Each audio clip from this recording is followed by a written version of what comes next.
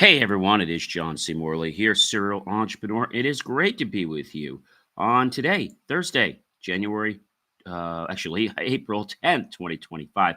It's actually 1:21 p.m., but it's April 10th, 2025. I don't know why I said January there. I think I was looking at the clock and I saw the one. I said, oh, January. No, that's not the date. That's the time, guys.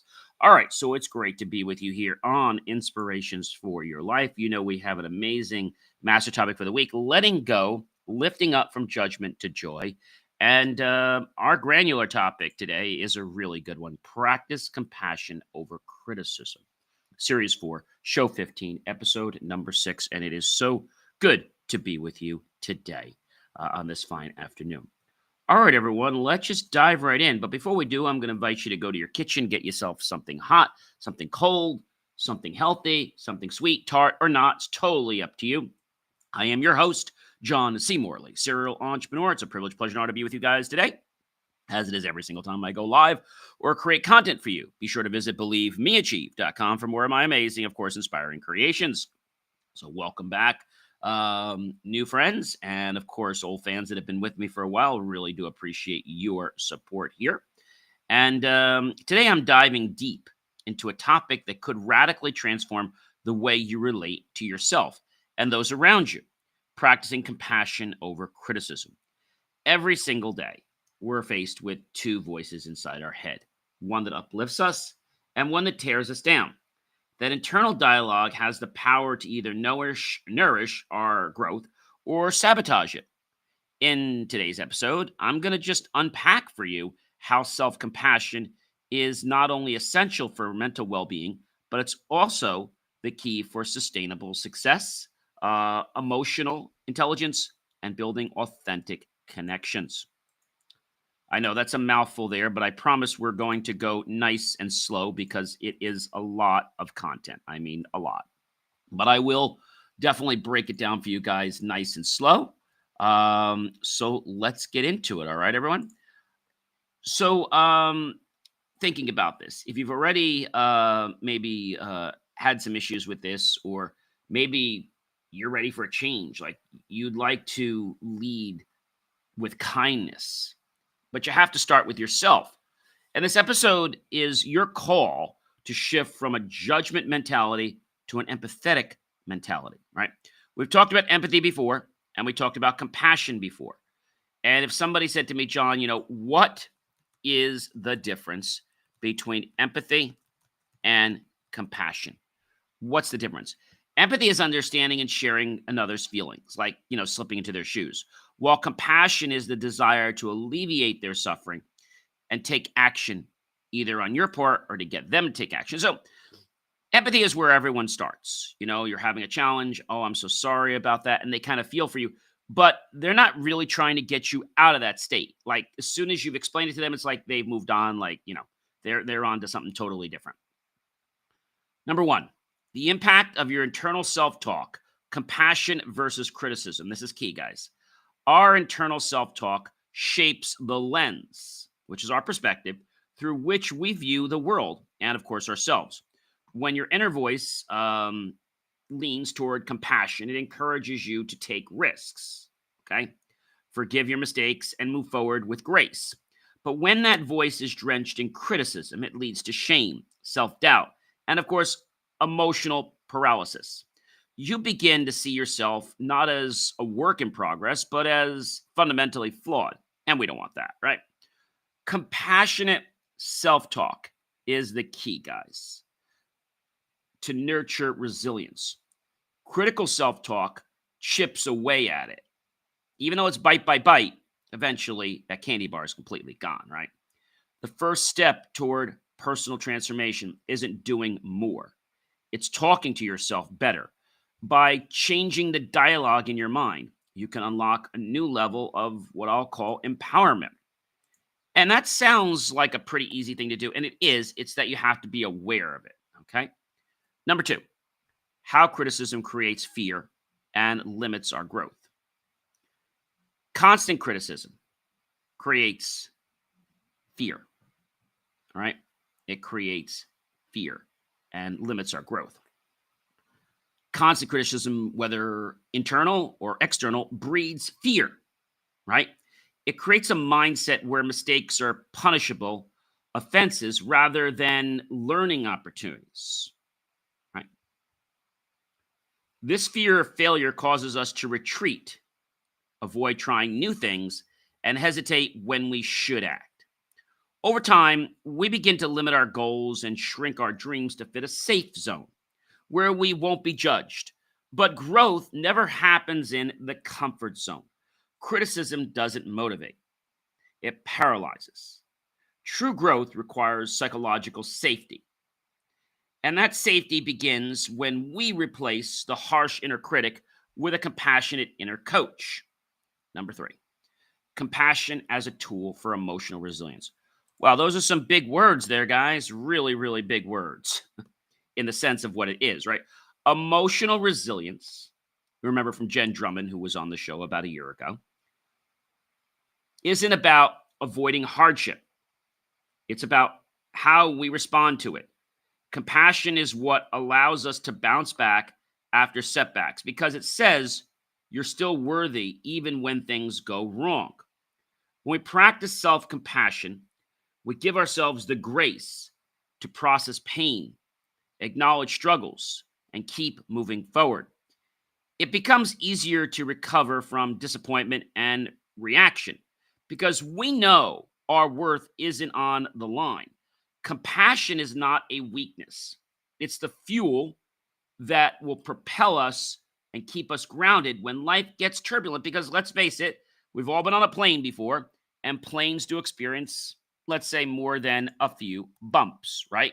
They do. But you know what happens? We get through the bumps. And we don't suddenly talk about that anymore, do we? I think that's a very important piece. The difference between accountability and harsh judgment is number four. Many people confuse being accountable and being self-critical, but they're not the same. Accountability means taking ownership and responsibility in a way that supports growth. Harsh judgment, on the other hand, attacks character and diminishes self-esteem. It's the difference between saying, I made a mistake and I'll do better versus I'm a failure and I'll never get this right. The first empowers change. The second reinforces shame. Compassion bridges this gap by helping us stay honest with ourselves without tearing ourselves apart. Number five, the ripple effect, treating others how we treat ourselves. How we treat ourselves behind closed doors inevitably spills into how we treat others. If your internal world is governed by criticism, you're more likely to criticize, judge, or snap at others, especially in high stress moments. But when you regularly practice compassion internally, it becomes second nature to extend that same grace to your colleagues, friends, family, and even strangers.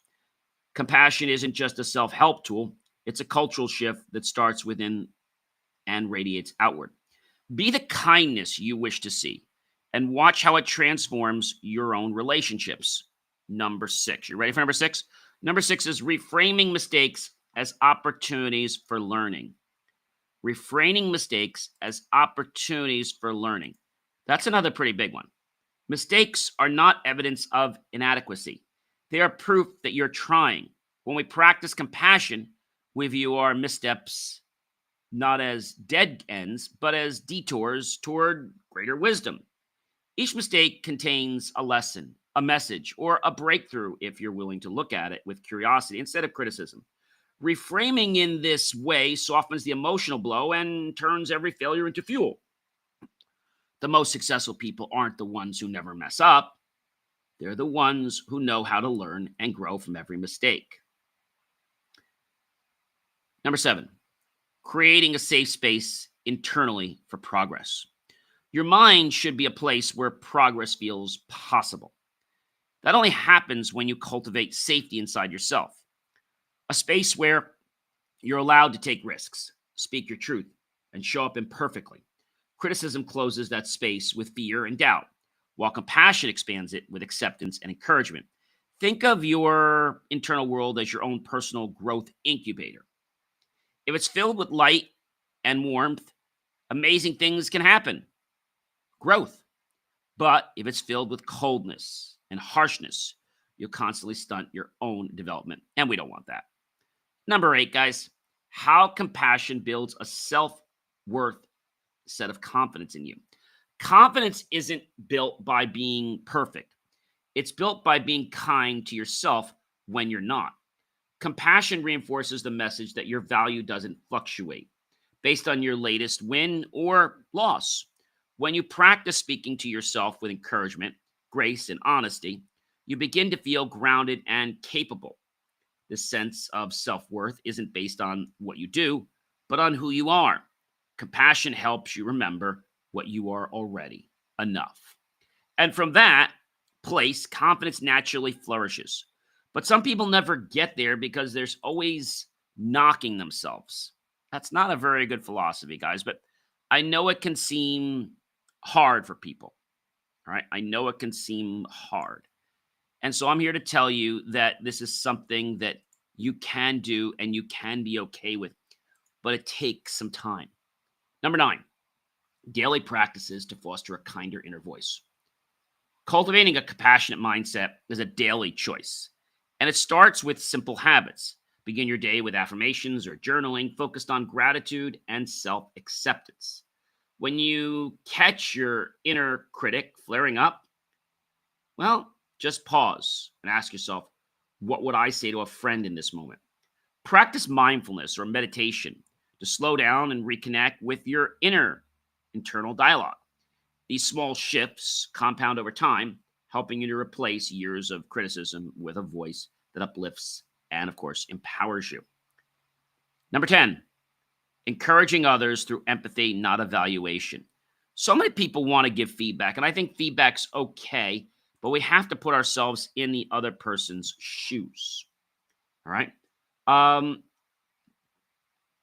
Finally, you have to realize that when you lead with compassion, you empower others to do the same. Encouragement is rooted in empathy, creates a culture where people feel safe to grow, share ideas, and collaborate authentically. Avoid defaulting to critique or unsolicited advice. Instead, listen actively, affirm their effort, and offer support through understanding. You never know the impact of a kind word, especially in a world that's constantly judging, when you encourage others with empathy. You're not just helping them, you're evaluating the entire environment. Okay? So when we think of all this, I mean, this is a lot today. And I know that some of you are like, John, I can't grasp all this. Well, that's okay. The fact that you're here and that you are, let's say, starting to understand this is a very, very good thing. A very good thing. And so what I want to do is I want to give you some personal stories about each point today, which I always do, right? Each point today. And I hope that this will give you more of a connection to what's actually going on in your life. I hope, right? It might not be something that's easy, but maybe you'll understand like what it means in life, right? And hopefully that'll get you to reflect. If you need to improve, well, tweak things. Because I said before, if you do the same thing over and over again, expect different results. You know what that is? That is, according to one of our favorite inventors, Einstein. That's insanity, my friends. That is insanity. All right, my first story comes to us from the impact of internal self-talk, compassion versus criticism. I used to have a brutal inner critic. This was back in my high school days, and even a little bit of college. Anytime I made even a minor mistake, my self-talk would spiral into, "You're so dumb. Why can't you get anything right?" It drained my confidence and motivation. Over time, I realized I was bullying myself in ways I'd never treat a friend. I started intentionally changing my self-talk to sound more like encouragement. I'd say like, "It's okay, everyone slips up," or "You're learning, and that's what matters." That shift didn't just lighten my mood, it gave me the strength to keep going. Point number 2, how criticism creates fear and limits growth. There was a time in my life when I avoided starting new projects because I feared the internal backlash. If they weren't perfect, I was stuck, paralyzed by the idea of failing and the criticism I would heap on myself. The more I criticized myself, the less I took action. It wasn't until I experimented with letting myself try, mess up, and not beat myself up that I noticed real growth. Once I traded fear for curiosity, I finally launched things I had only dreamed of doing. Remember what I said the other night, right? It's better to be done than have it perfect. You can always make it better. Number three, compassion as a tool for emotional resilience. When I went through a tough breakup with a very, very good friend of mine, my first instinct was to blame myself for everything that went wrong. I replayed conversations, picked apart my actions, and sunk into shame. But I also started to realize that I needed to reframe things by giving myself self compassion. Instead of blaming myself, I began asking, what can I learn from this experience? That mindset gave me the resilience to process the pain, forgive myself, and move forward with a stronger heart. The disability between accountability and harsh judgment I used to think holding myself accountable meant being super hard on myself. So there's a difference between accountability and harsh judgment. If I missed a deadline, I'd beat myself up for days. But that only left me feeling worse and less motivated. Then I learned that true accountability is about ownership, not punishment. Now I'll say, okay, I didn't manage my time well this day or this week. What can I do differently so that I show up better for myself and become more productive? That way, I stay responsible and supportive of my own growth. This happens to me sometimes, obviously, going to school where maybe one of my reels doesn't get out at the time it needs to get out and it gets out the day later. I said, okay, it didn't get out when it was supposed to, but I'm going to deliver it. And what can I learn from this? I learned that this week was a little stressful because there was a lot going on and juggling businesses and going to school. It's a little challenging, but sometimes things are not going to be perfect, but they're going to get done. Number five, the ripple effect. Treating others how we treat ourselves is key. When I was overly critical of myself many years ago, I noticed I'd always become unintentionally judgmental toward others. I had less patience and empathy, okay, especially when they made mistakes. But once I began practicing kindness toward myself, I naturally started offering more grace to people around me. This started happening right after I graduated college. My relationships improved because I was less reactive and more understanding. It really is true that how we treat ourselves shapes how we treat others. So let me give an example. I have some study buddies that I'm with, and sometimes they don't show up. Now, the John from many years ago would be like, this is terrible, be nasty, but there's no need to be nasty. I just don't ask them to study with me anymore, those people. Because if they can't manage time and they miss showing up 4 times in a row, do I really want to put myself on the line to be with somebody who kind of has me as a second, or if there's time when school is really a priority, but other things in their life might be taking more of a priority? It's not my job to figure out why they don't have time to study with me. I don't care. It's my job to figure out that that's something that's draining me and remove that from my life. Number 6, reframing mistakes as opportunities for learning. In one job I had early in my career, I made a pretty big error on a project. I thought would be removed by the client, or at least reprimanded. But instead, I was actually surprised. And the client said, John, mistakes are part of learning. What do you think went wrong, and how do you think we can fix it? Well, I just sort of had this epiphany moment, like everything's going to be okay. And he realizes I'm human. And that moment changed everything for me.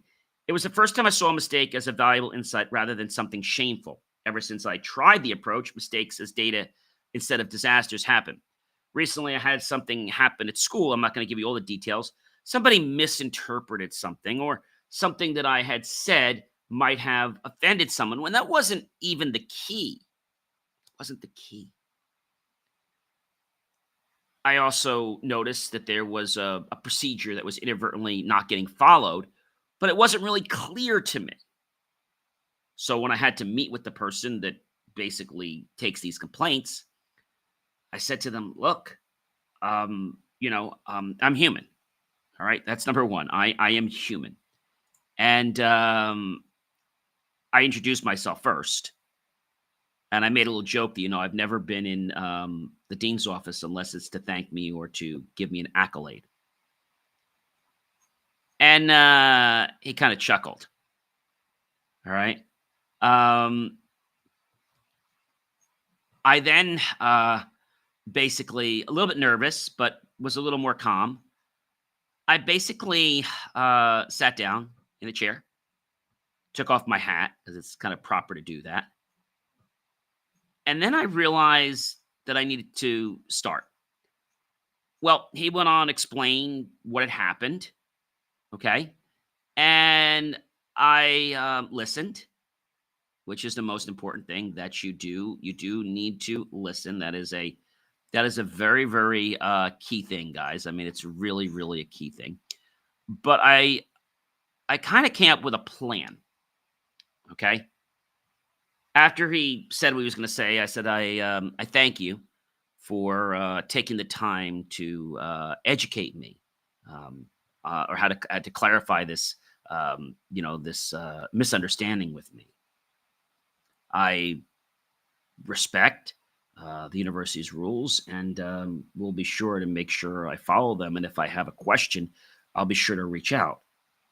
And then I said to him, as far as communication goes with people, especially when it's in dorm life, I'm going to be waving through a window, waiting for someone else to engage and wave back. And I appreciate you taking the time to make this an educational moment for me.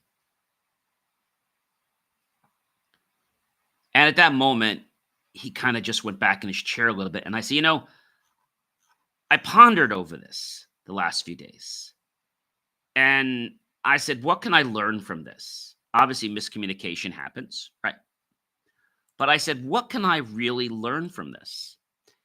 And I said, I bet other people have the same challenges. I bet, right? And so I decided to create basically two pieces that I was hoping that they'll use. And I said, Dean, I said, I have some suggestions if you're open to them that could make this easier for other students so they don't potentially fall into the same situation I did. We're all here and we've all been waiting at a window before, right? Imagine standing quietly by a window, waiting for someone to smile or wave back, hoping to be noticed, accepted, and included. Sometimes new students feel this way. Sometimes even familiar faces do.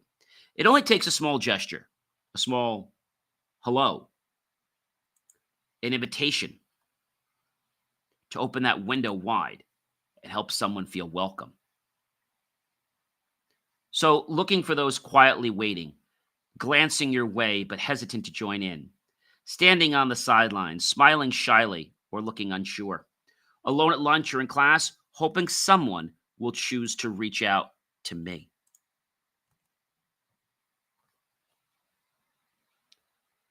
That's powerful. They might be waiting at the window for you to notice. Be the wave that welcomes them. Wave, smile, or say hello first. Invite them into your conversation or group. Include students of every grade and background. Use open, friendly body language. Be mindful of who's nearby and how they might be feeling. Even the smallest act can be the wave someone's been waiting for.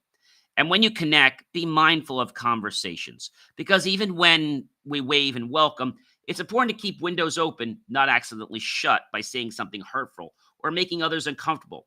Avoid topics like sensitive things of family problems or money, appearance or body image, religion or politics. Even your health or well-being for others can be found offensive. Grades or academic struggles, and romantic relationships. Instead, chat about pets, music, sports, hobbies, favorite shows. Fun weekend plans or interests. If things get uncomfortable, which may happen, kindly ask the person to change the topic. Respect others' wishes and your own boundaries. There's no need to get upset. Miscommunication happens. We're all in this together. Why all this matters? Because behind every window is a person who wants to belong. Because when you wave welcome and respect others, you open that window to new friendships. Let's build a campus where no one is left waiting and wondering. Smile, wave, include, respect. Open the window and be the wave. Start a friendship. So I came up with that one for more of the sensitive talks, and then I made another one, which was the a little bit of miscommunication about policies. Making dorm events sign-in friendly for commuter students. That's what I am. Why? To help all students feel welcome, confident, and connected during campus events.